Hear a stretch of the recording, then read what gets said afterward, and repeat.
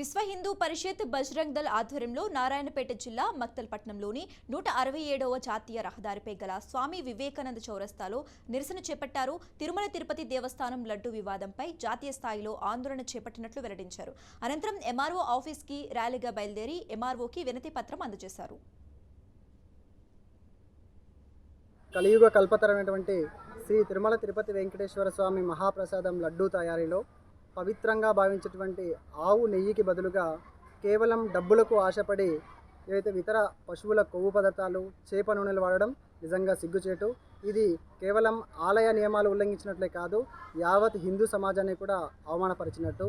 కాబట్టి ఈ సందర్భంగా గత ప్రభుత్వాలు అయితేనేమి, రానున్న ప్రభుత్వాలు అయితేనేమి, వారందరికీ కూడా యావత్ హిందూ సమాజం తరఫున మేము ఒకటే డిమాండ్ చేస్తున్నాం. ఆవు నెయ్యిని మీరు బయట కొనకుండా, ఆదాయాలు ఎక్కువగా వచ్చే ఆలయాలే కాబట్టి స్వయంగా గోశాల నిర్వహించాలి. ఆ గోశాలలో తయారు చేసినటువంటి ప్రొడక్ట్స్ మాత్రమే ఈ యొక్క హిందూ దేవాలయాల్లో, షోడోపచారాల్లో అన్నింటిలో వాడేటువంటి వాటిలో వాడాలి. అదేవిధంగా దేవాదాయ శాఖను కూడా రద్దు చేసి